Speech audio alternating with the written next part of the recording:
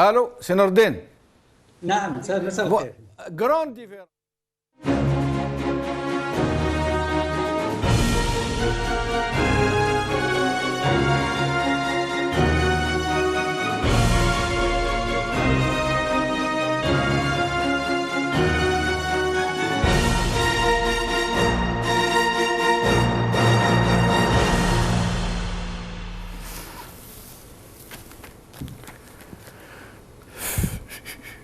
Salam alaikum Mazzoul Fillaoun, bonsoir.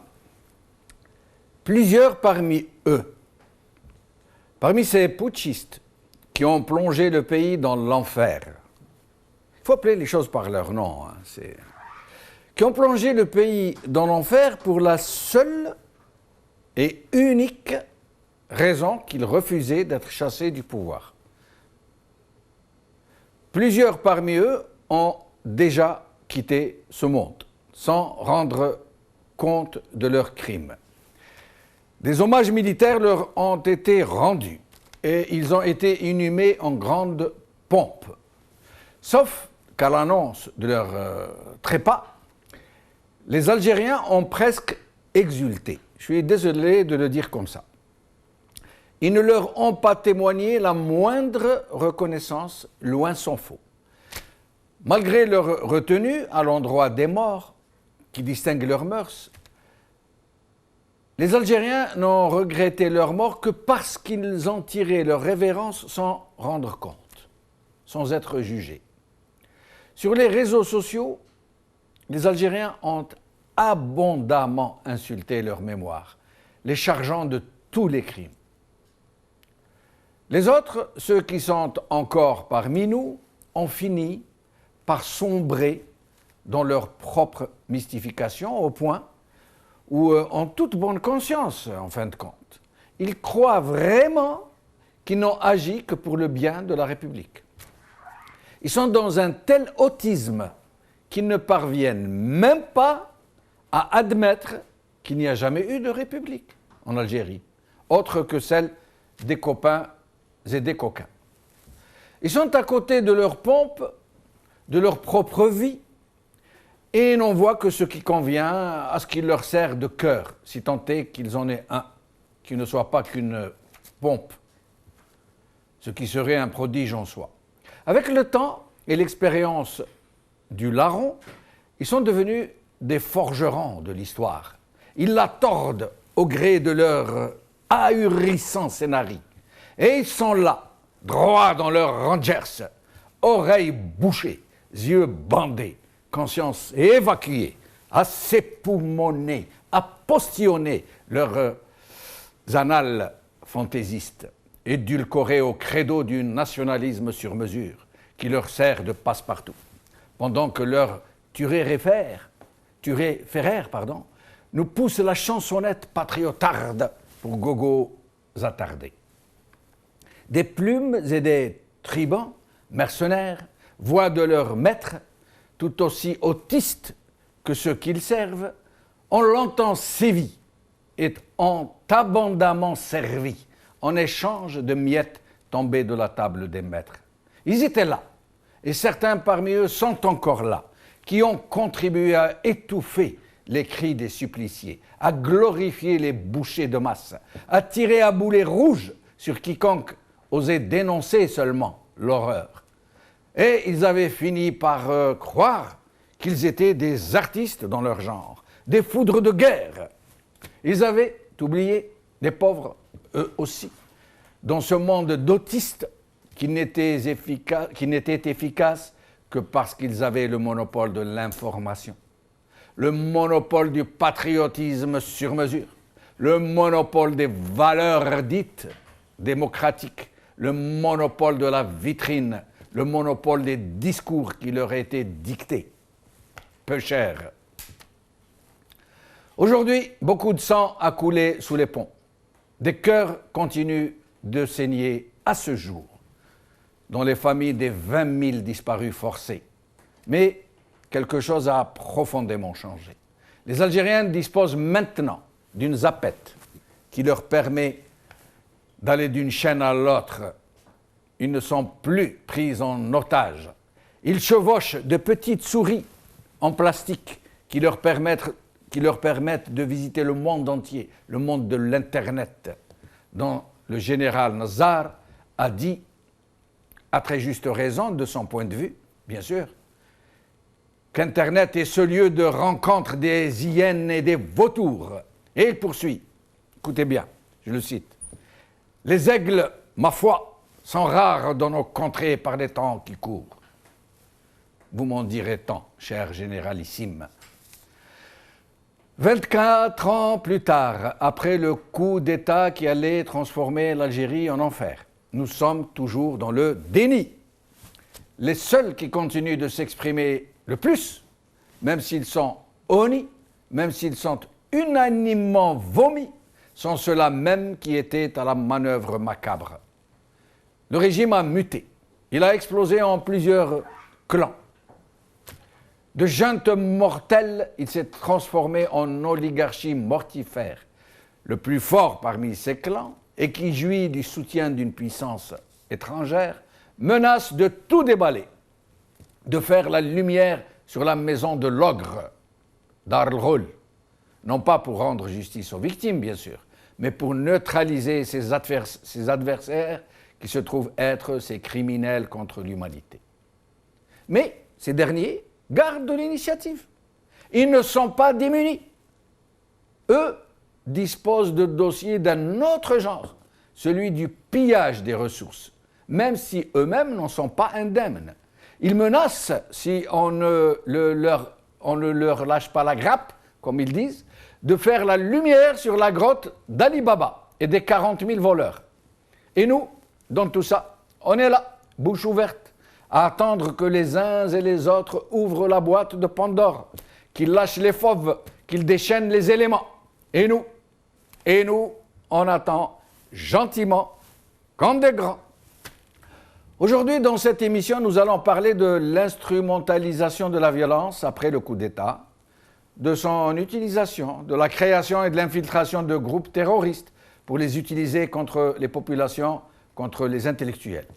Nous allons parler aussi du rôle très trouble joué par une certaine presse, la presse des 1000 collines, qui a contribué à étouffer, comme je l'ai dit tout à l'heure, la voix des suppliciés.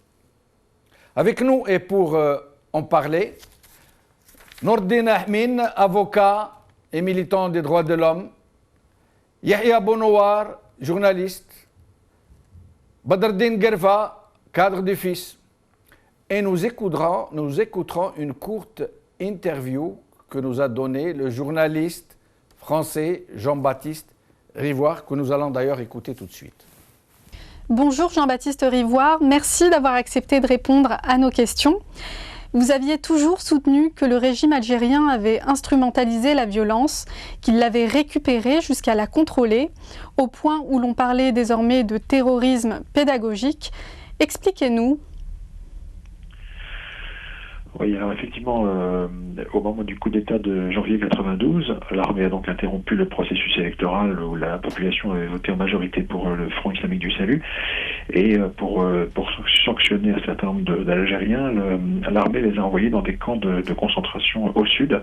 Bien sûr, un certain nombre de membres du FIS, mais pas seulement, des gens aussi qui étaient soupçonnés sans forcément avoir des preuves.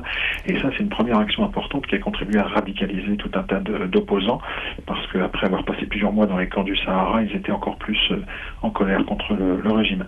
Ensuite, dans un deuxième temps, le DRS, les services secrets algériens, ont infiltré un certain nombre de groupes armés d'opposition. Dans un premier temps, ça partait d'un bon sentiment. On les infiltrait pour les connaître et éventuellement les mettre hors d'état de nuire. Mais le problème, c'est qu'au fil du temps, on les a infiltrés et on les a en fait poussés à certaines actions violentes qui étaient de nature à les discréditer et à mettre du chaos en Algérie. Un exemple précis, fin 94 par exemple, le DRS collabore régulièrement avec un jeune islamiste radicalisé, Jamal Zitouni, qu'ils ont réussi à placer au sein du GIA, le groupe islamique armé, mais fin 94, ils parviennent à le hisser à la tête du GIA, c'est-à-dire qu'ils font un communiqué pour dire que Jamal Zitouni est maintenant le patron du GIA. Et en fait, donc, ils ont réussi à mettre à la tête de ce groupe armé un individu qui le contrôle. Et à partir de là, de octobre 94 à juillet 96, ils ont utilisé ce terroriste pour terroriser la population algérienne, éliminer des vrais islamistes dans les maquis et prendre la France en otage. Puisque à plusieurs reprises dans cette période, Jamal Zitouni a revendiqué des attentats majeurs contre la France. Détournement d'un Airbus d'Air France à Alger en 94, attentat à Paris en 95, 10 morts, 200 blessés et assassinat des moines de Tibérine. Toutes ces actions consistaient en fait à terroriser la France et à pousser le gouvernement français à surtout ne pas favoriser le moindre compromis politique en Algérie et à soutenir toujours plus les généraux. Vous avez vous-même enquêté sur la collaboration de certains milieux sécuritaires et politiques français avec le régime algérien dans des coups tordus comme l'affaire du couple Thévenot. Quel était le but de ces opérations ? Alors l'affaire Thévenot est tout à fait exemplaire de ces magouilles franco-algériennes. En 93, 3 fonctionnaires du consulat de France à Alger, donc les époux Thévenot et un de leurs amis, Alain Fressier, sont enlevés pendant quelques jours, disparaissent à Alger. Ça soulève une grande émotion en Algérie et en France. Officiellement, les autorités et les médias disent qu'ils ont été enlevés par des islamistes. Et puis on les retrouvera quelques jours plus tard, libérés, et la France va les envoyer, les muter aux îles Fidji. Alors a priori, on se dit donc les islamistes sont très méchants, ils ont enlevé les Thévenot, puis les ont relâchés. Pourquoi ? On ne comprend pas très bien. Et en fait, en enquêtant sur cette affaire, on a découvert qu'à l'époque, on est en 93, les autorités algériennes, l'armée algérienne, les services voudraient que la France en fait traque, arrête et expulse les opposants algériens qui sont réfugiés en France. Le problème, c'est que ces opposants algériens, souvent proches du fils, n'ont pas forcément commis de délit. Donc il était difficile pour le clan Pasqua, qui était à l'époque au pouvoir à Paris, et son collaborateur Jean-Charles Marcani, il était difficile d'arrêter légalement des gens du fils et de les expulser. Ça aurait fait des scandales dans la presse, auprès des avocats, etc. Jean-Charles Marcani m'avait confié qu'en fait il avait dit à Smaïl Lamari et aux Algériens, par contre évidemment, s'il y a en Algérie des attentats anti-français, des choses qui peuvent remuer l'opinion, alors ça nous servira de prétexte pour effectivement arrêter les islamistes algériens en France. Et c'est dans ce contexte que Smaïl Lamari, numéro 2 du service algérien, a organisé fin 94 l'enlèvement de ces 3 fonctionnaires français en faisant semblant qu'ils étaient aux mains des islamistes. Ils les ont gardés quelques jours et ça a permis en fait de faire pression sur la France et ça a permis à Charles Pasqua et Jean-Charles Marcani de convaincre Alain Juppé à Paris qu'il fallait vraiment arrêter les opposants algériens en France. Juppé a accepté de faire ça et donc début novembre 93, il y a eu l'opération Chrysanthème. On a arrêté des dizaines d'opposants algériens en France pour les expulser. Et en échange, les autorités algériennes ont relâché les époux Thévenot. Donc c'était un bras de fer diplomatique entre 2 États. On a fait passer sur le dos des islamistes un enlèvement qui en fait était organisé par les services secrets algériens en complicité avec une partie de l'appareil d'État français, puisque à l'époque Charles Pasqua était à un poste très important au gouvernement et son conseiller Jean-Charles Marcani était vraiment très impliqué dans ce vrai faux enlèvement des époux Thévenot. Les généraux ont pu perpétrer des carnages de grande intensité par les GIA et des groupes islamistes infiltrés contre les populations civiles pour les retourner contre les islamistes. Cela s'est passé quasiment à huis clos.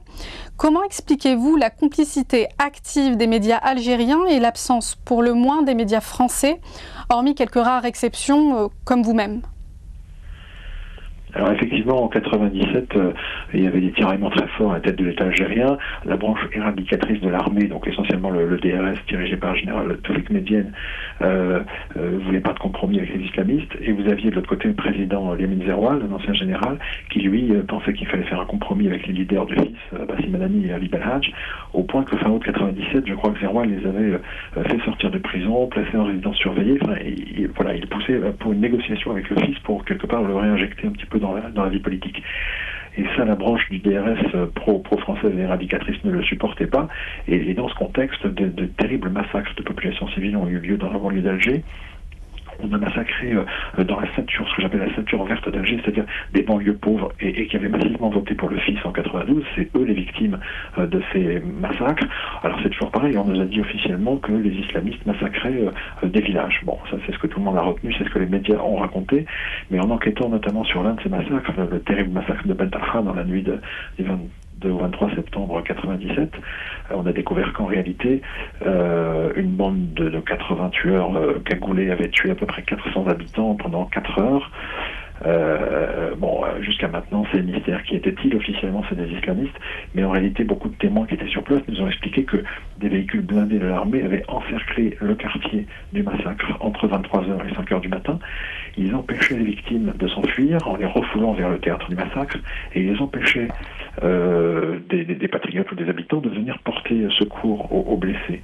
Donc on ne peut pas dire que c'est l'armée elle-même qui massacrait au cœur de Menterha, mais l'armée a sécurisé le théâtre du massacre pour que cette mystérieuse bande de tueurs puisse, pendant 4 heures, massacrer 400 habitants et s'enfuir en toute impunité.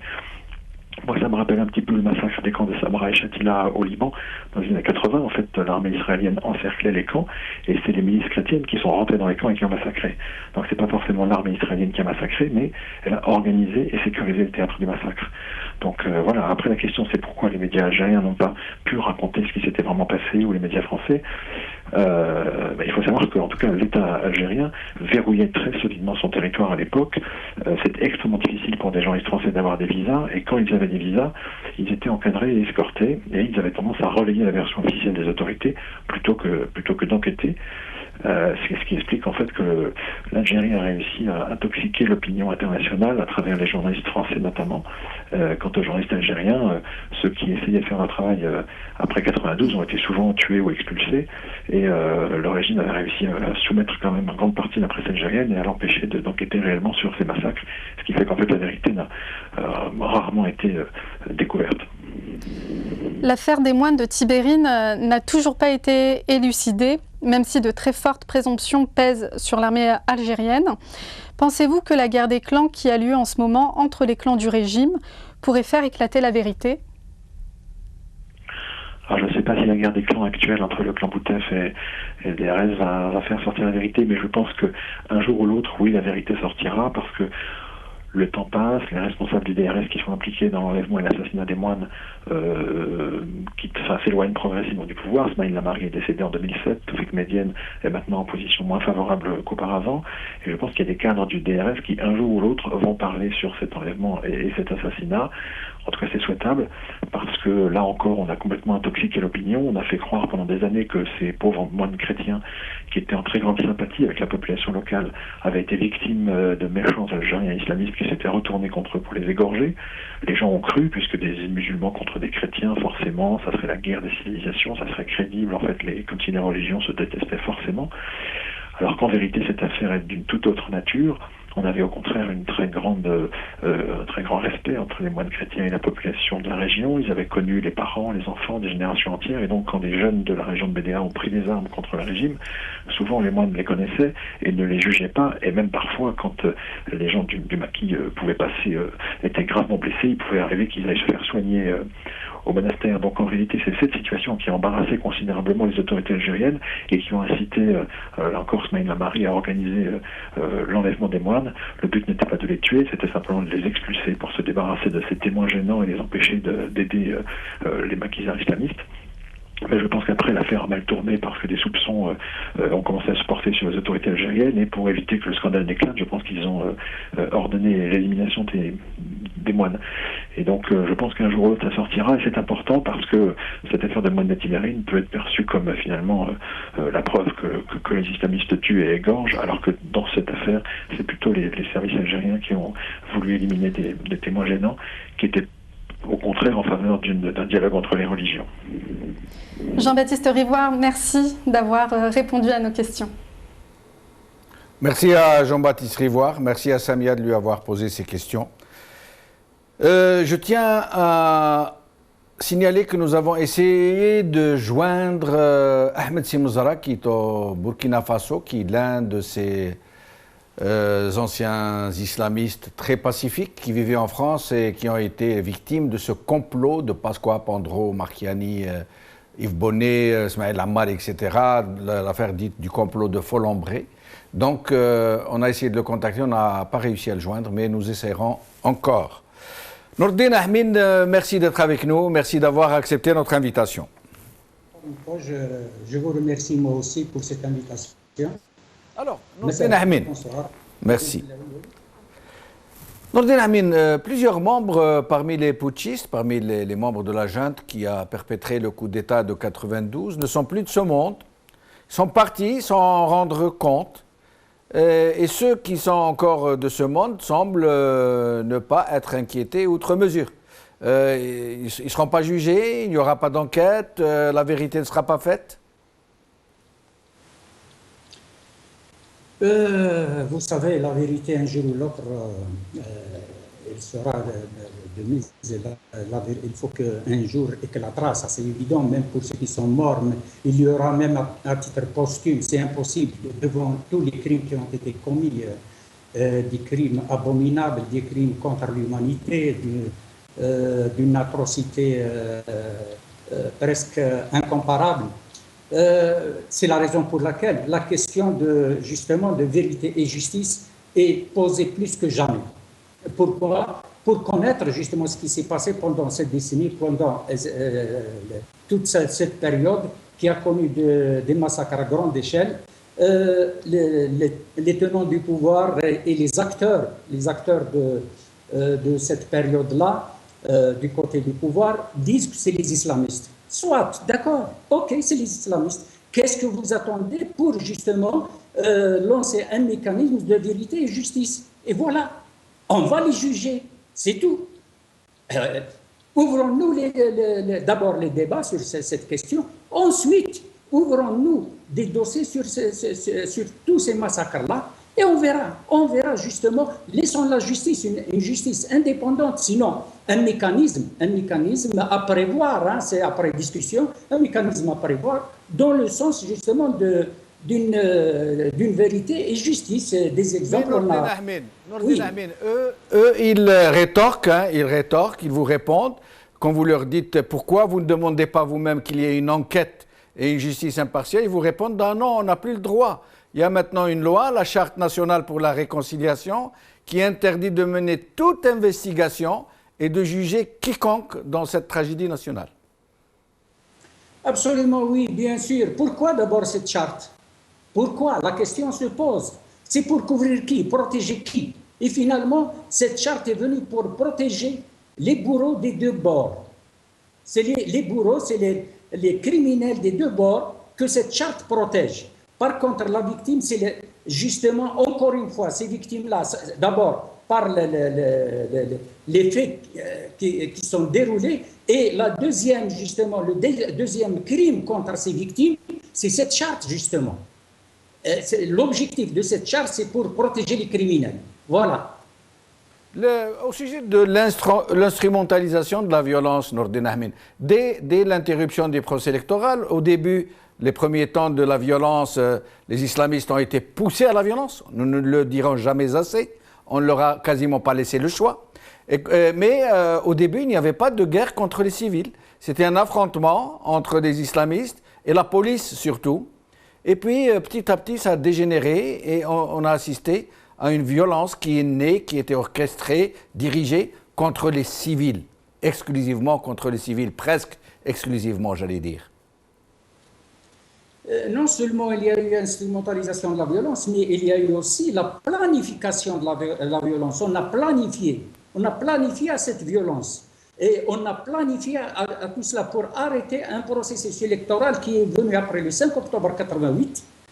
Si vrai, certains disent sur les événements du 5 octobre 88, ça a été instrumentalisé, ça a été soit, mais les résultats que ça a donné, cet événement, un résultat inattendu. Et même les tenants du pouvoir à l'époque ne s'attendaient pas à l'onde de choc de ces événements. Donc, il y a eu cette ouverture et, bien sûr, l'ouverture oblige ces tenants du pouvoir justement à quitter le pouvoir, de rendre la parole au peuple, de démocratiser la société et construire un état de droit. Et comme les intérêts de ces messieurs, des acteurs de l'époque et les tenants du pouvoir de l'époque, qui avaient la même mise sur la société, sur l'État d'une manière générale, depuis 1962 d'ailleurs, pour eux, c'était impossible, notamment l'armée, parce que le vrai pouvoir est détenu toujours par l'armée, depuis 1962, voire même un peu avant, mais parlons de l'indépendance, après l'indépendance, de l'indépendance jusqu'à présent. Donc, le pouvoir que détenait l'armée, était impossible de laisser aux civils, impossible de laisser à la société, impossible de laisser au peuple algérien, qui a normalement la souveraineté. Donc, il fallait comploter contre tout cela. Il fallait justement créer un climat qui permet de revenir en force, quitte à justement, par la planification de la violence et l'instrumentalisation de la violence. Avant ça, ils ont commencé par justement mettre de la pagaille sur la scène politique. Rappelez-vous très très bien, quand il y a eu l'ouverture, n'importe qui, 15 personnes pouvaient faire un parti politique. Donc l'atomisation de la société, l'atomisation de l'organisation de la société sur le plan politique, ça a été voulu, ça a été, dans ce cadre de la planification, pour justement, quand on atomise comme ça la société, quand on atomise la société, la scène politique, c'est justement pour ne pas dégager des partis forts qui peuvent jouer le rôle dans la société, le rôle politique. Non, on a tout fait justement pour casser une certaine dynamique issue des événements du 5 octobre. Et par la suite, maintenant, la deuxième étape, c'était justement préparer la violence. Préparer la violence comment? Comme l'a dit si bien Jean-Baptiste Rivoire, sur l'envoi des islamistes et autres d'ailleurs, ce n'était pas uniquement des islamistes, c'est des gens qui n'avaient rien fait, mais ils sont quand même envoyés dans les camps de concentration du Sud. C'est quoi ça? Ça ne rentre pas dans une planification. Ça ne rentre pas dans la préparation de la haine de ces gens-là envers l'État. C'est logique.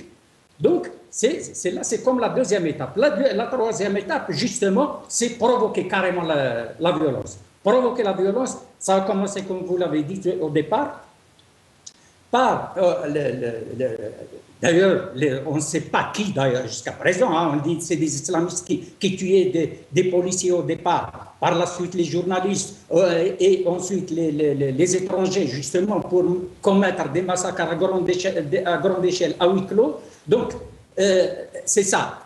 Tout a été fait par étapes. S'attaquer aux policiers, pourquoi? Pour dire, voilà, ils s'attaquent à vous. Qu'est-ce que vous attendez? Vous avez le droit d'utiliser la violence d'une manière forte, parce que ces gens-là, ils sont en train de vous tuer. Déjà, créer de la haine entre ce corps et la société, en fin de compte, non seulement contre les islamistes, parce que c'est toute la société algérienne qui a subi cette violence. Restez avec nous, Nordine Ahmin. Yahya Bounoir, merci d'avoir accepté notre invitation. Merci de m'inviter sur votre chaîne, cher ami Jamaldine. Merci Yahya. Alors Yahya, vous vous rappelez de ces années de sang quand les éradicateurs tenaient le haut du pavé, quand ils tombaient à bras raccourcis, quand ils tiraient à boulet rouge contre quiconque osait poser la moindre question sur la responsabilité des uns et des autres. On les appelait les kitukistes, les kituki. Vous vous rappelez? J'ai pas entendu la dernière partie. Est-ce que vous vous rappelez de ces gens qui traitaient les gens qui se posaient des questions légitimes de kituki ou de kitukistes? Ah oui, absolument, absolument. Bon, il faut savoir que au moment du coup d'État, il y a dans la société algérienne des gens qui ne sont pas islamistes, qui sont anti-islamistes, et c'est parfaitement leur droit. Dans les médias, une majorité de journalistes étaient anti-islamistes, et encore une fois, ils avaient le droit d'être anti-islamistes. Mais, comme vient de le dire c'est Ahmed, il y a une haine qui s'est développée, et on est passé de l'anti-islamisme, qui est normal, à la haine de tout ce qui est de l'autre côté. Et on est passé à des appels au meurtre. On est passé de combattre le terrorisme qui a existé à combattre tous les islamistes et se taire sur les exactions. Je me rappelle qu'à Alger, en fin 92, début 93 et toute l'année 93 par exemple, il y avait des rafles, des quartiers entiers étaient bouclés, notamment à l'est d'Alger, Al-Harrach, Barraqi, la montagne, étaient encerclés par l'armée et la gendarmerie. Les quartiers étaient fouillés maison par maison, avec tous les dépassements que vous pouvez imaginer, on prenait l'argent, tout ce qui avait une barbe était embarqué, tout ce qui ressemblait de loin ou de près à un islamiste était embarqué, les maisons étaient complètement sens dessus dessous, donc on est passé à quelque chose d'inacceptable. Et dans les médias, la haine de l'autre, la haine de l'islamiste a fait qu'on se taisait sur ces dépassements. On pouvait ne pas être d'accord avec les islamistes. On pouvait critiquer, dénoncer certains terroristes qui étaient passés dans l'action armée. Mais se taire sur tous ces dépassements. Il y a eu, à partir de fin 92, des arrestations massives. La torture à l'échelle industrielle. On a torturé des dizaines de milliers d'Algériens juste parce qu'ils se trouvaient au mauvais endroit ou qu'on les avait arrêtés dans les rafles. On a fait disparaître. Beaucoup sont morts sous la torture. Et donc il fallait les faire disparaître. C'est une répression terrible qui a touché beaucoup de gens en Algérie. Et les médias à côté, une grande partie des médias, on va pas dire tout le monde, il y avait toujours des gens dignes et honnêtes, se sont tus face à ces dépassements, face à cette répression aveugle, et n'ont rien dit. Et le résultat, c'est que quand ça s'est arrêté, eh bien, on s'est rendu compte que des dizaines de milliers d'Algériens ont été torturés, 200 ou 300 000 morts au total, 20 000 disparus, vous l'avez évoqué dans votre introduction, et personne n'a osé, personne, très peu de gens, notamment dans les médias algériens, n'ont osé dénoncer ces crimes qui n'étaient pas justifiés. Lutter contre le terrorisme, c'est une chose, réprimer toute une population parce qu'elle avait de la sympathie, ou quelquefois même pas de la sympathie parce que les gens se trouvaient au mauvais endroit, ça, il fallait le dénoncer. Mais Yahya, plus que, comme vous dites, personne n'a osé dénoncer, ou très peu de gens. Très peu de gens, on ne va pas dire personne. Oui, très peu de gens. Mais en fait, c'était beaucoup plus, puisque dans ce vide politique qui a été créé juste après le coup d'État, les élites politiques, les médias, les politiciens, les journalistes, beaucoup de gens parmi ces élites, j'allais dire naturelles, se sont rangés du côté de la junte. En tout cas, ceux qui s'exprimaient en faveur de la junte étaient très nombreux et ils n'en avaient pas honte et ils revendiquaient pleinement, de façon, j'allais dire, presque outrancière, leur soutien à la junte. Absolument, ça s'explique. À partir du moment où il y a un coup d'État, tous ceux qui sont contre, politiquement contre, ou qui osent dénoncer, ont été eux aussi réprimés, poussés à l'exil, emprisonnés, et il ne restait plus sur la scène médiatique que ceux qui étaient d'accord et qui défendaient le régime en place, et pas seulement le régime, défendaient les pratiques du régime, défendaient la répression, défendaient la torture. Il y a même, on peut retrouver, c'est dans la presse algérienne, des appels au meurtre. On voulait tuer un tiers de la population pour que les deux autres tiers vivent tranquilles et soient débarrassés de ceux qui n'étaient pas d'accord avec eux. Donc ça a été poussé très loin. Il y a eu même dans les médias, le journaliste Sidi Ahmed Semian, Sass, que tout le monde connaît, a écrit un livre sur la presse. Le refuge des balles perdues. Alors, des journalistes que je ne vais pas citer, mais qui sont dans le livre, parce que ce n'est pas le lieu de les citer, mais qui sont dans le livre, Sidi Ahmed Semian les a cités. Oui. Il y a eu des journalistes qui ont eux-mêmes écrit des faux communiqués du GIA pour revendiquer des attentats.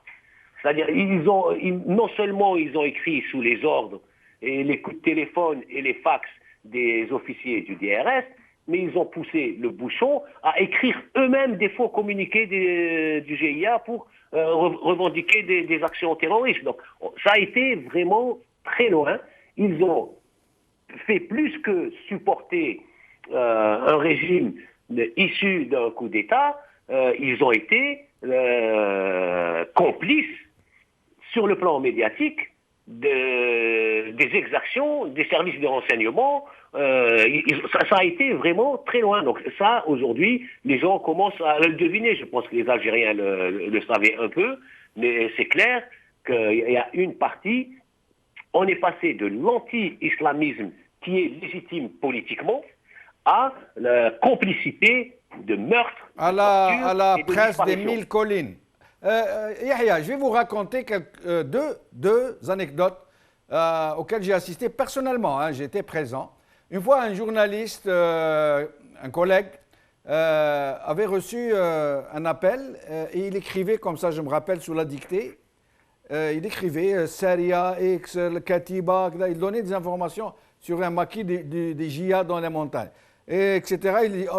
On entendait quelqu'un lui dicter. Quand il a fini, il s'est vanté, hein, il ne s'est pas caché. Il m'a dit, tu sais qui me parlait? C'est Flan. Il m'a cité quelqu'un qui était commandant ou colonel à l'époque du DRS. Une autre fois, à Batna, je me rappelle, en 1994, je venais d'arriver d'Oran vers Batna, en pleine nuit, il devait être 22 heures, et on entendait des rafales. J'étais avec ma femme et mon fils, et on entendait des rafales, puis paf, paf. Alors j'ai dit à ma femme, écoute, là, c'est des exécutions, et là, le coup que tu entends, c'est un coup de grâce. Ils sont en train d'achever les blessés. Et le son se déplaçait un peu dans toute la ville. On suivait le son, il était à gauche, à droite, devant, derrière. Et le lendemain, les Batnéens ils sont réveillés. Je parle d'un événement que tous les Batnéens connaissent. Ils ont trouvé une trentaine de jeunes gens exécutés et mis dans tous les carrefours de la ville. Parmi ces gens, il y en a une dizaine qui ont été sortis de la prison. C'était des gens qui avaient été arrêtés, qui avaient été mis en prison. Ils les ont sortis de la prison pour les exécuter. Et ils sont restés jusqu'à 14 heures, jusqu'à 2 heures de l'après-midi. Et à un certain moment, quand les chiens ont commencé à lécher le sang, les gens ne sont plus retenus. Ils sont sortis, ils ont mis des draps sur eux et à ce moment-là, ils ont été évacués. C'est pour vous dire, hein, ce sont deux histoires auxquelles j'ai assisté personnellement. Badreddine Guerfa, merci d'avoir accepté notre invitation. C'est moi qui vous remercie, Si Jamal. Badreddine Guerfa, vous êtes cadre du FIS. Alors, moi j'ai mon laptop, comme on dit, avec moi. Et donc, une amie vient de m'écrire. Elle me pose une question, je vais vous la poser. Vous êtes avec moi, Badreddine Guerfa? Oui, je suis avec vous. Alors, pourquoi les islamistes ne se sont pas démarqués de façon claire des crimes du JIA, de l'AIS? Les assassinats d'intellectuels, pourquoi n'ont-ils jamais condamné? Pourquoi surtout, à ce jour, ils persistent à avoir une position ambiguë, le moins que l'on puisse dire? Merci. Assalamu alaikum, Azloum Flaouen. Alaykoum salam, D'abord, Si Jamal, Allah yarham tous les morts algériens, c'est 250 000 morts comme ça, parce qu'un certain nombre de généraux ont décidé de faire un coup d'État et ont planifié toute cette violence. Ils ont même estimé le nombre de morts à 60 000 morts. Malheureusement, il y en a eu 250 000. Et un mort, c'est quelque chose d'extraordinaire en Algérie. Bon, maintenant, le problème, vous posez, M. Si Jamal, le problème comme si c'était un problème islamiste, système ou régime. Je vais rappeler nos chers téléspectateurs et vous inviter, que je salue au passage, que quand Aït Ahmed rahimahullah était en prison, quand l'AMP a eu le dessus, ils l'ont pris, ils l'ont foutu en prison. Algérie Républicain, qui était un journal communiste, avait titré que l'AMP, le traître, l'a appelé le traître. Où il y avait aussi un appel au meurtre contre Krim Belkacem, rahimahullah, une véritable fatwa communiste pour Dr Krim Belkacem. Donc, souvenez-vous que les communistes à l'époque leur position était un soutien critique au régime. Donc, là, c'était le Pax plutôt, hein? Là, c'était plutôt le Pax. Oui, le Pax, oui, c'était le Pax, exactement, pour être plus précis. Merci. Oui. Donc, je pense que ce régime qui est issu d'un certain nombre de coups d'État depuis la guerre de libération nationale avait un véritable problème avec la souveraineté populaire. C'est pour ça que je rappelle que Farhat Abbas rahimahullah, avait dit que laissez ce peuple choisir. Une fois, il se trompera, 2 fois, mais il choisira la bonne voie. Donc, non mais Badr Dinguerfa, vous bottez en touche là. Hein. Moi, je préférais que vous me répondiez d'abord et qu'on commente le reste ensuite. Comment? J'aimerais que vous répondiez d'abord à la question et qu'ensuite on entre dans les considérations philosophiques, j'allais dire. Maintenant, pour parler du fils. Oui. Le fils, on voulait embarquer le fils dans la violence déjà en juin 91. Et en juin 91, les dirigeants historiques de l'époque étaient en prison, les cadres intermédiaires du fils, les cadres qui travaillaient dans les wilayas, se sont réunis, j'étais parmi eux, à plusieurs reprises, et ces réunions sont arrivées en fin de compte à la réussite du congrès de Batna, qui a élu M. Hachani rahimahullah à la tête du bureau exécutif, et nous avons évité la violence au pays. Donc, mais en 92, le régime est à leur tête ce Nezal, ce général, et certainement qui est à la solde de certains milieux français, c'est certain, ont décidé d'accélérer, et c'est pour ça la réponse de Nezal à M. Mahri, rahimahullah, quand il lui a proposé la solution de la paix après le coup d'État, Nezal lui avait répondu que l'armée a sa solution. Donc, alhamdoulilah, il y a beaucoup de témoignages, que ce soit Talib Ibrahimi, que ce soit l'avocat Meshri, que ce soit Nezal lui-même, que ce soit Betchine, que ce soit plusieurs, tous les témoignages concordent et disent que les dirigeants du fils, les officiels, je dis, le président du fils, Abbasi Madani, ou le chef du bureau exécutif, Hachani, ont essayé toujours de donner des solutions, soit avant le 11 janvier et même après le 11 janvier. Maintenant, quand on prend 20 000 Algériens, la plupart c'est des cadres du fils, quand on les fout dans les camps de concentration et quand on laisse tout ce mouvement et tout ce peuple sans dirigeant, que pensez-vous qu'il y a après? Et je salue votre invité quand il dit qu'il n'y a pas d'instrumentalisation de la violence, il y a eu une planification de la violence. Bien sûr, nous ne cesserons. Moi, je suis cadre de fils et je condamne toutes les violences, toutes les violences contre les peuples, contre le peuple algérien, mais la première violence, c'est la violence de ce régime qui est venu après un certain nombre de coups d'État, les coups d'État de clan, et surtout après le coup d'État de 92. Maintenant, est-ce que le fils, on lui a permis de faire son congrès? On a fait un congrès en Europe, les réponses sont là. Nous avons proposé une solution au congrès de Hachani en 2002. Nous avons toute une vision pour trouver une solution avec les autres partenaires politiques. Maintenant, voyez ce qui se passe avec le vice-président du fils, Ali Belhaj. Voyez ce qui se passe avec tous des cadres du fils jusqu'à maintenant qu'on pousse dans leur dernier retranchement. Donc, le problème, c'est de condamner quoi? Condamner qui? Moi, Badr Dinguerfa.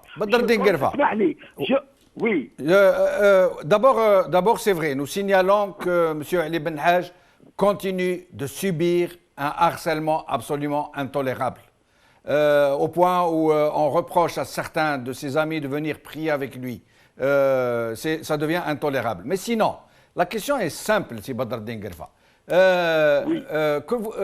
Pourquoi, par exemple, ne pas avoir condamné clairement les assassinats de masse commis par les JIA, alors que les JIA, tout le monde savait que c'était des groupements créés par le DRS.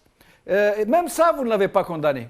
Même les JIA qui étaient à la solde, créés, infiltrés par le DRS, qui commettaient des crimes contre les populations qui avaient voté pour vous, même ceux-là, vous ne les avez pas condamnés.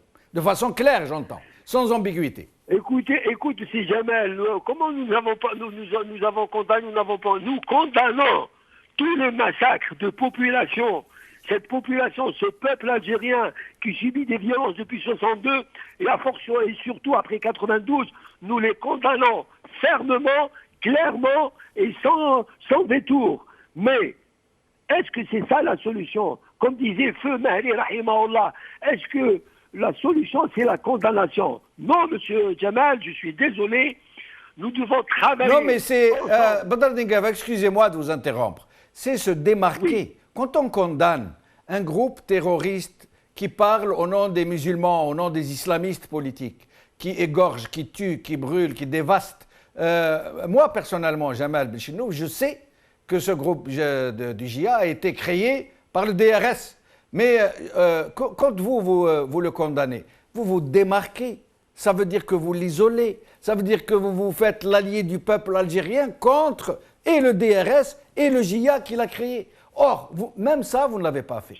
Mais je ne comprends pas. Politiquement, ça pose question. Si jamais le FIS est un parti politique qui était en crise, tous ses dirigeants, que ce soit les dirigeants intermédiaires ou centraux, étaient en prison dans les camps de concentration. Maintenant, allons vers une solution. Et là, nous condamnerons. Nous avons toujours appelé fortement et à haute voix à une commission indépendante pour qu'elle statue sur tous les crimes qui sont passés en Algérie.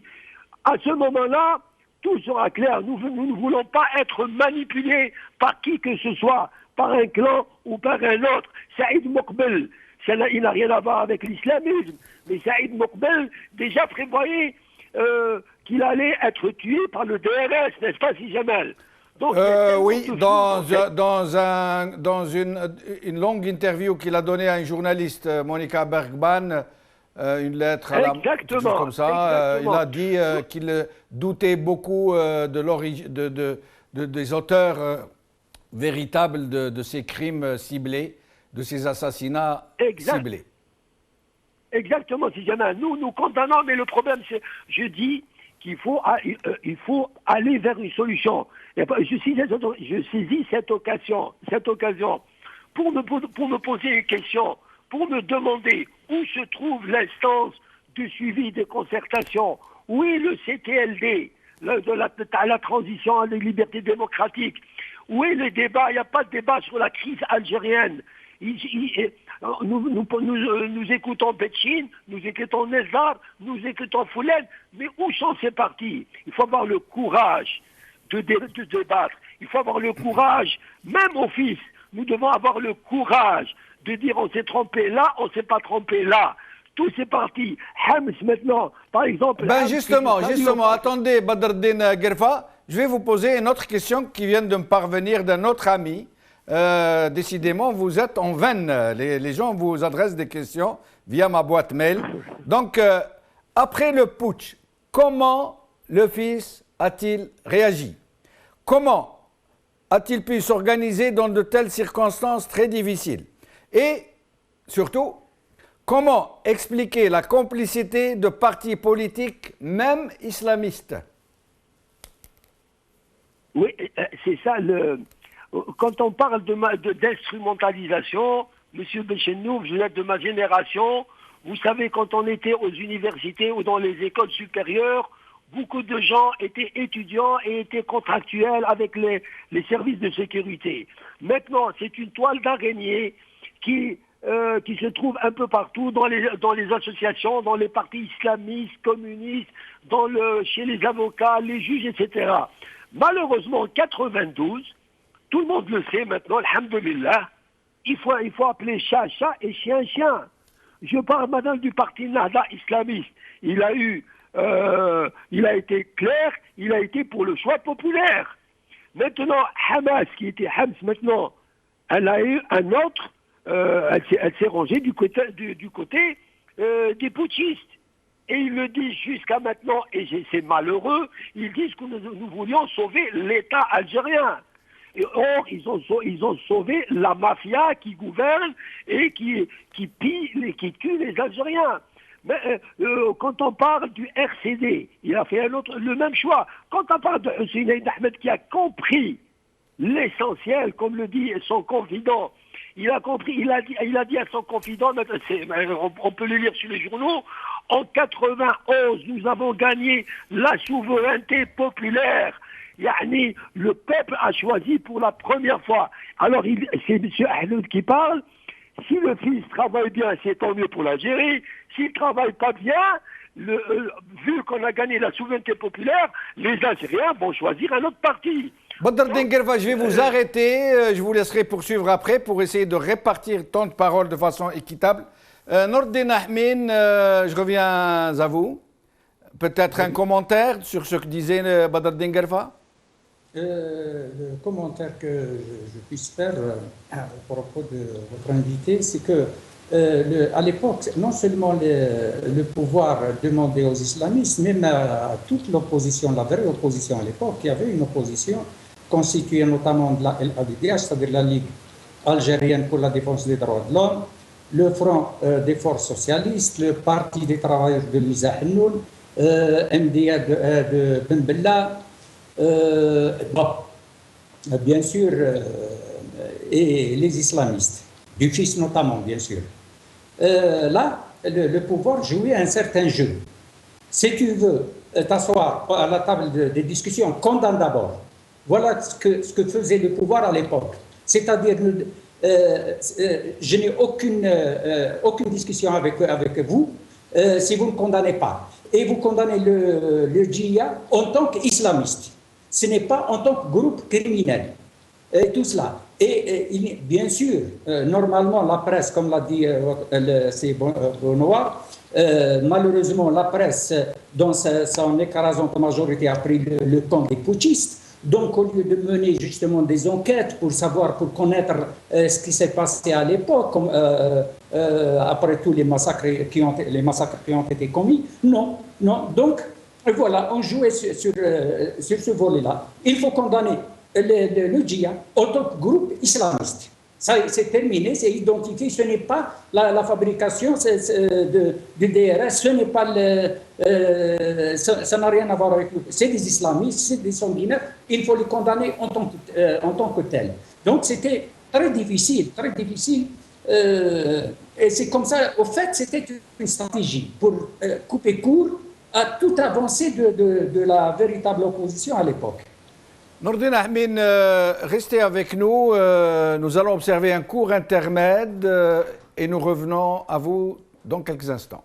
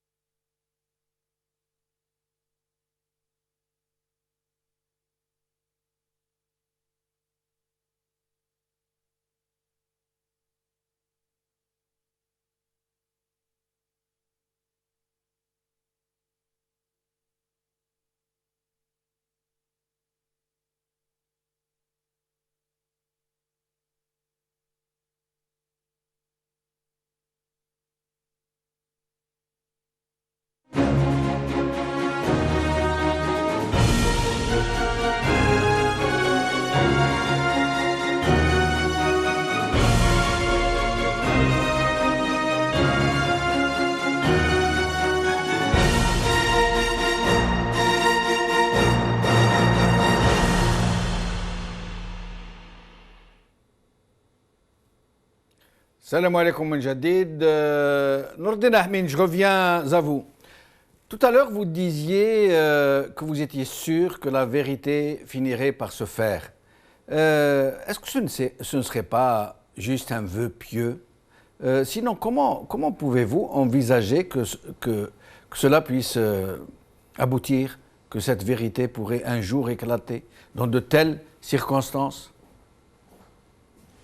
Il suffit d'un événement quand même très important, la mort de Hussein Aït Ahmed, le grand Hussein Aït Ahmed, pour provoquer déjà un début d'un débat sur tout ce qui s'est passé au cours de cette décennie, non seulement noire, mais sanglante plutôt. Donc à partir de là, déjà, cela veut dire que, bien sûr,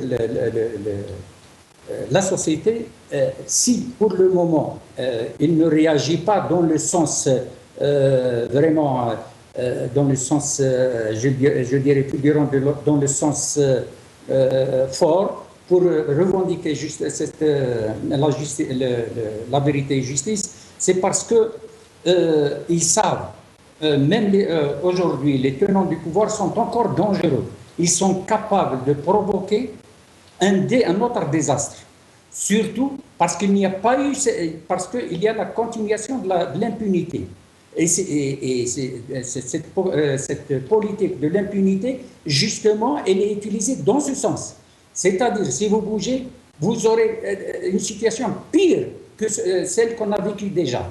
Donc le peuple, dans sa sagesse, a compris ce message. Donc il est en train d'aller tout doucement sur cette question. En même temps, il faut aussi voir les autres expériences, surtout dans l'Amérique latine. L'exemple de l'Amérique latine était édifiant. L'Argentine, le Chili, c'est vraiment... on a tout fait pour étouffer justement, pour éviter de provoquer une certaine politique pour justice et vérité et justice. Et ça n'a pas marché parce que la société a besoin d'abord, et elle ne peut pas, les victimes ne peuvent pas lâcher prise, ce n'est pas possible. C'est pour cette raison. Comment faire pour aller vers ce processus vérité et justice? Je vais vous donner quelques indications. Aujourd'hui, les gens du FIS, par exemple, ils le disent publiquement, ils sont en train de réclamer une enquête impartiale et une justice indépendante, et ils acceptent eux-mêmes de répondre de tout ce qu'on pourrait leur demander. Les généraux, par contre, les putschistes, disent non, non, non, non, on ne peut plus, la loi, la charte, comme on l'a dit tout à l'heure. Donc, l'initiative, la perspective est bouchée. On ne peut pas y aller légalement. Voilà, c'est vrai, dans un sens, c'est vrai. Et je dirais, les islamistes du FIS, ce n'est pas seulement aujourd'hui, même, il faut se rappeler du contrat de Rome. Le contrat de Rome qui a été une proposition de sortie de crise et pour aller vers un état de droit, en fin de compte. Et justement, c'est la condition pour aller vers la vérité et justice, c'est l'instauration d'un état de droit. Il suffit d'instaurer un état de droit que ces questions reviennent en force. Et c'est pour cette raison que j'ai dit, un jour, il y aura justement, on aura cette vérité et il y aura une justice, surtout pour les victimes et surtout pour les générations futures, parce que c'est une bombe à retardement, cette question de l'impunité. C'est une bombe à retardement. Il faut qu'un jour, on arrive justement à être conscient qu'il faut régler cette question et aller dans le sens d'un état de droit, et ça c'est inéluctable. C'est question de temps, c'est comme ça. Ce n'est pas possible de continuer comme ça sur cette voie, sur la voie de la dictature, sur la voie que cette oligarchie continue à gouverner la société, à prendre en otage l'État. Merci Nordin Ahmin, en espérant vous revoir bientôt dans nos autres émissions. Je reviens à Yahya Bonouar. Yahya Bonouar, le constat est fait globalement un peu par tous les Algériens, tout le monde sait à peu près ce qui s'est passé. Maintenant que les nuages sont dissipés, on sait à peu près qui est derrière, pas à peu près, on sait avec certitude qui est derrière tout ça. du moins selon la chapelle où on se place soi-même, parce que certains qui continuent de rester des éradicateurs n'en démordent pas, c'est les islamistes et personne d'autre. Mais sinon, Yahya Bouanouar, comment vous envisagez l'avenir? Comment vous envisagez le développement? Comment ça va se terminer tout ça? Avant de répondre à votre question, je vais quand même, par rapport à ce qu'a dit votre invité, le cadre du FIS, Badreddine Guerfa. Badreddine Guerfa, et par rapport aux débats qui sont aujourd'hui sur la place publique en Algérie, moi je suis tout de même surpris, déçu, choqué par le silence des dirigeants du FIS. C'est-à-dire qu'aujourd'hui, on a des Nezars qui parlent comme un bavard et qui n'arrêtent pas de parler et qui racontent. On a des Betchines, on a tout le monde raconte sa version des faits. Et puis on a en face au moins deux dirigeants du FIS, Ali Belhadj et notamment, surtout, Abbassi Madani, qui ne disent rien. Je peux comprendre qu'Ali Belhadj, qui subit un harcèlement absolument insupportable, n'ait pas envie de remettre de l'huile sur le feu, mais je ne comprends absolument pas le silence de Abbassi Madani. Abbassi Madani doit parler, doit raconter, et surtout ne doit pas laisser que Nezar parler et raconter sa version sans donner la sienne. Abbassi Madani et Ali Belhadj ont été sortis de prison par l'Amin Zerouel, ont été mis en résidence surveillée, ont négocié et sont quasiment arrivés, selon nos sources, il y a eu encore le témoignage de Ali Yahya Abdenour, sont pratiquement arrivés à un accord, et puis les militaires, le DRS, ont fait capoter cet accord, et je ne comprends pas pourquoi Abbassi Madani ne ferme pas le clapet au bavard Nezar. Mais Yahya. Donc je leur demande à travers votre chaîne, parlez, dites, si vous avez participé, vous êtes des acteurs, dites, donnez votre version et qu'on ait les deux versions. Oui, j'en conviens, Yahya. On les croit pas. J'en conviens, mais je vous donne mon avis personnel. Hein. Je n'en sais rien moi-même. Peut-être que les leaders du FIS trouvent que, en réfléchissant en politicien, peut-être qu'ils trouvent que l'aubaine est trop bonne pour être interrompue. Il faut les laisser se déchirer suffisamment pour que le peuple algérien les découvre d'abord sur leur véritable jour et qu'après, les leaders du FIS viendraient mettre les pendules à l'heure. Peut-être, moi c'est ce que je me dis en tout cas. Mais vous connaissez l'âge et l'état de santé de Abbassi Madani. J'aimerais, en tout cas moi, il a été un acteur essentiel pendant cette période, et j'aimerais qu'il apporte sa version des faits et qu'il ne laisse pas que les putschistes raconter leur version. Pour Ali Belhadj, même si j'aimerais qu'il parle, je peux comprendre les conditions dans lesquelles il vit. Et encore une fois, c'est absolument insupportable et il faut que ça cesse et qu'il le laisse tranquille, ne serait-ce qu'en tant que simple citoyen algérien, qu'il vive tranquillement dans son propre pays, qu'il se déplace librement dans son propre pays et qu'il s'exprime librement dans son propre pays.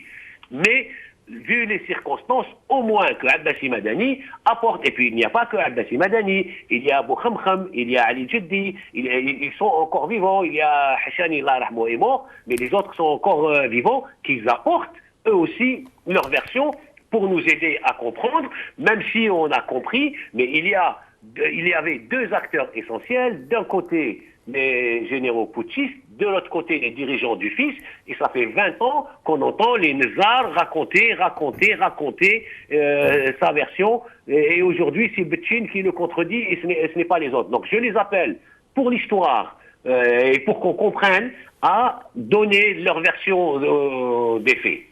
Yahya, oui. Avant de revenir vers la question que je vous ai posée, je confirme en effet, comme je l'ai déjà dit, que le cheikh Ali Belhadj subit des harcèlements absolument intolérables, que Hassan Boras, le militant des droits de l'homme et journaliste Hassan Boras, a passé ses 100 jours de prison, que le général Hussein Ben Hadid, pour avoir dénoncé le régime, pour avoir reconnu qu'un émir du JA était sous les ordres d'un général du DRS croupi en prison depuis plus de 100 jours.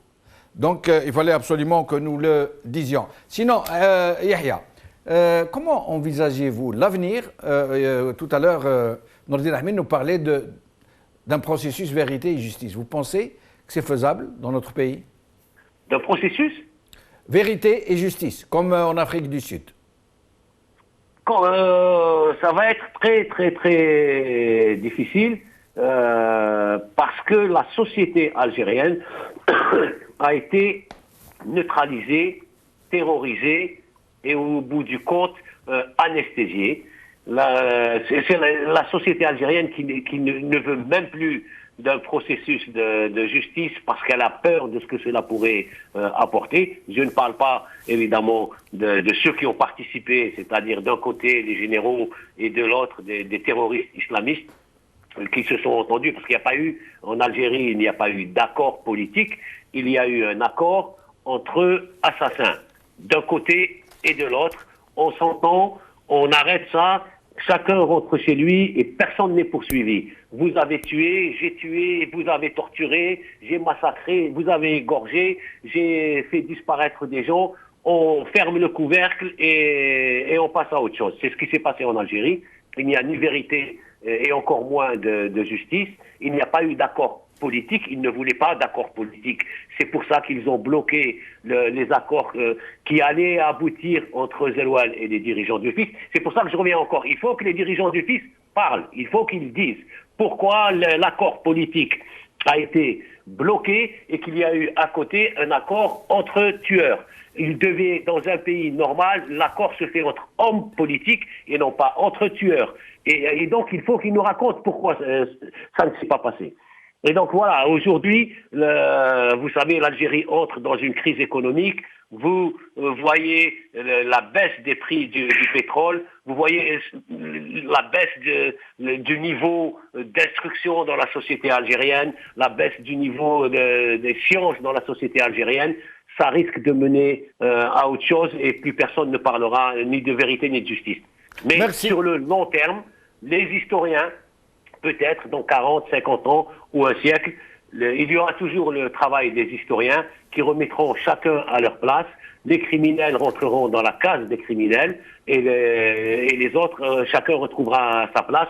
On vient de le voir avec le décès d'Aït Ahmed. Il est rentré dans sa case, celui d'un grand homme, et les autres rentreront dans la case des criminels. Merci Yahya Bounoir, en espérant vous revoir bientôt. Nous allons donc ouvrir le standard pour une quinzaine de minutes et nous gardons avec nous Gerfa Badardine pour répondre éventuellement à vos questions. Nous commençons par Hassan de Sétif.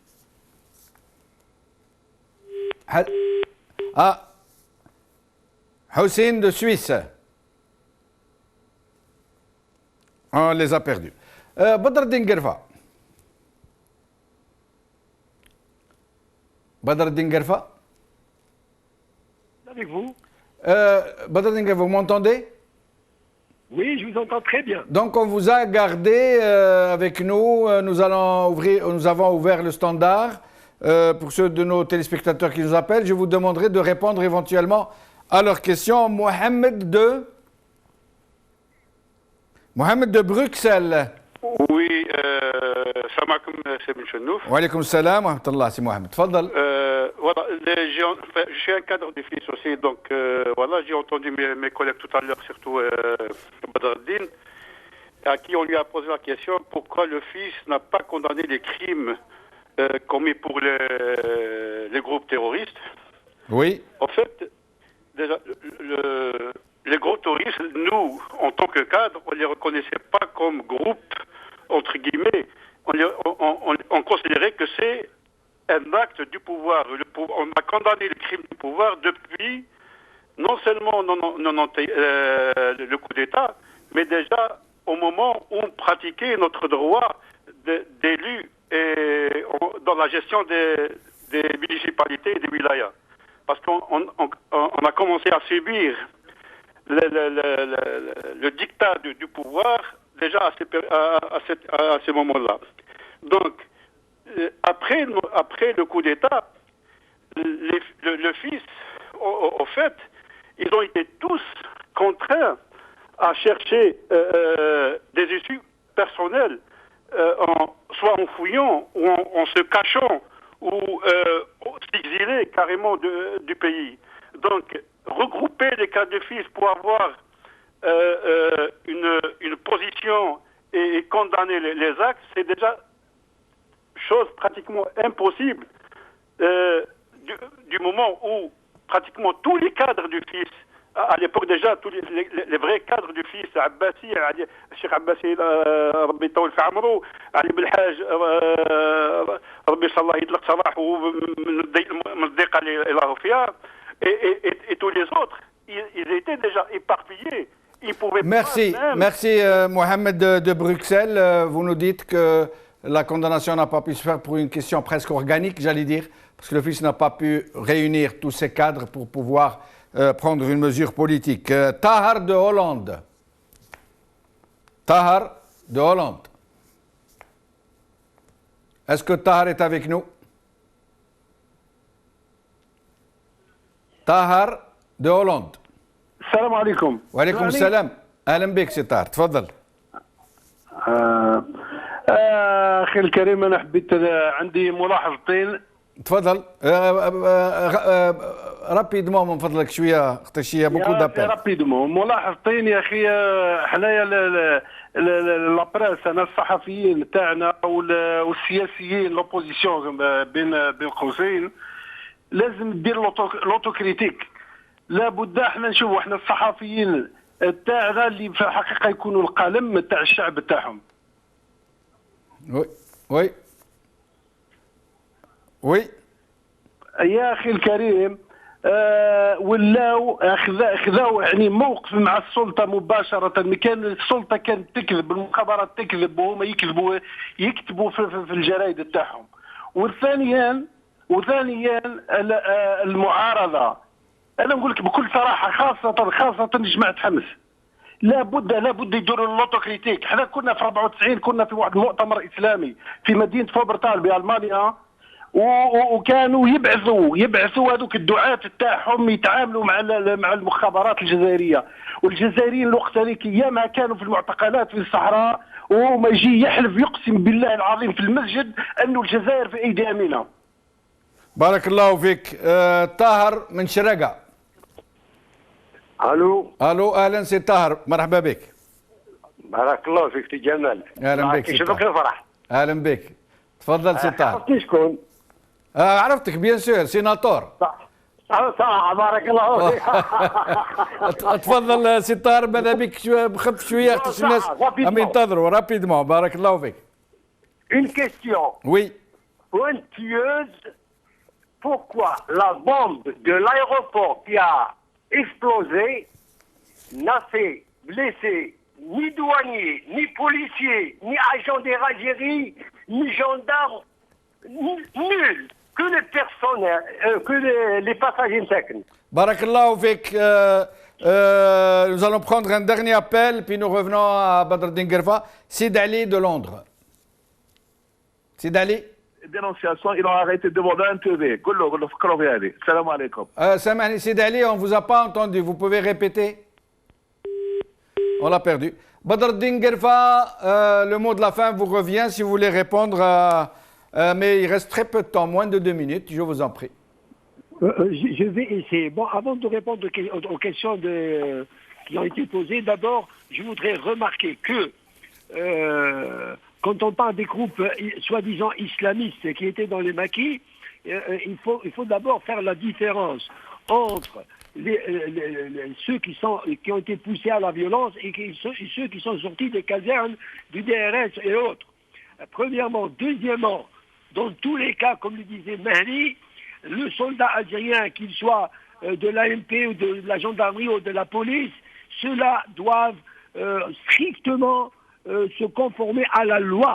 Ils ne doivent pas sortir de la loi parce qu'ils normalement ils doivent faire la guerre en étant sous la loi, en respectant les droits de l'homme, ce qui n'a pas été fait. Avec une dernière remarque, tous les massacres, après les études qui ont été faites, les grands massacres ont été faits dans les villages et les villes qui ont voté massivement fils. C'est clair, net et précis. Maintenant, ce que dit notre frère Mohamed Bruxelles, que je salue au passage, l'ex-chef d'APC de Skikda, qui n'a pas trouvé sa place en Algérie et maintenant qui travaille heureusement dans la mairie de Bruxelles, alhamdoulilah, quand il parle pour nous au fils, c'est soi-disant Jihad islamiste. Pour nous, c'était des groupes de la mafia algérienne, du groupe du régime algérien. Même Zerouel, d'après ce que dit Louisa Hanoun à l'époque, lui a confié que c'est vrai, il y a des escadrons de la mort. Donc la condamnation du fils, c'est une condamnation de la violence du pouvoir avec tous ces relais, qu'ils soient maquisards avec une barbe, qu'ils soient avec la plume dans la presse qui s'est fondue dans le putsch, que ce soit avec les pseudo-intellectuels, etc. Donc, quant à M. Tahar de Hollande, quand il fait 2 remarques, je suis tout à fait d'accord avec lui. C'est ce que je demande, c'est ce que nous demandons. Il dit textuellement que les journalistes et les politiques doivent faire leur autocritique. C'est pas une honte de s'être trompé en 92 et de s'être rangé du côté des putschistes, mais ce qui est grave, c'est qu'en 2016, il n'y a aucune autocritique. Nous n'entendons pas, nous n'écoutons pas ni Saïd Saadi, ni Hams, ni le patron de l'Ouatan Belouchet, sauf peut-être ce que nous entendons de Betchine, de Djinal Ben Hadid. Et je saisis cette occasion, je ne comprends pas exactement le silence des cadres du fils et des dirigeants du fils, le silence sur l'incarcération du général Ben Hadid, que je condamne. Moi, je condamne cette incarcération, je condamne le mutisme et le silence radio de la presse algérienne. Ils ont fait du général Hassan une icône et ils n'ont jamais relaté, ils n'ont jamais débattu tout ce qu'a dit Ben Hadid. Je le condamne et j'appelle fermement à la libération de ce général qui a eu le courage de dire beaucoup de vérités, qui a cassé toute la stratégie des putschistes depuis 92 jusqu'à maintenant. Et quand il parle de l'opposition, il cite nommément Hams de Hollande. Oui, c'est vrai, la diplomatie de parti que faisaient les cadres de Hamas, malheureusement en Europe, nous ne sommes pas rancuniers, nous voulons une solution pour les Algériens et pour l'Algérie, mais Hams, je sais que la direction de Hams maintenant, elle doit avoir beaucoup de trucs dans son parti, ils font de la résistance, mais ils doivent avoir le courage de dire on s'est trompé, comme l'a dit un de leurs cadres dans la wilaya de Taïf, je cite M. Bedaïlia Salih, qui a dit qu'en 92, on s'est trompé de nous être rangés du côté des militaires. Merci. Merci Badreddine Guerva, je suis désolé de vous interrompre. On a largement débordé sur le temps de l'émission. Je voudrais juste dire, pour rejoindre mon collègue Yahya Bonouar, qui a lancé un appel au Chouyour, Abbasi Madani et Ali Belhaj, de s'exprimer, de venir s'exprimer, de s'impliquer dans ce qui est en train de se passer en ce moment, qui va au fond de la question des événements de 92, des tragiques événements de 92, je voudrais dire que Yahya Bonouar n'est pas le seul à exprimer cet appel, cette demande. Beaucoup de gens souhaiteraient que Ali Belhaj et Abbasi Madani entrent en lice et qu'ils nous disent eux aussi ce qu'ils savent et ce qu'ils veulent. Cette émission est maintenant terminée. Je remercie mes invités. Je remercie Jean-Baptiste Rivoire. Je vous remercie de l'avoir suivi. Khawal khair, bislama.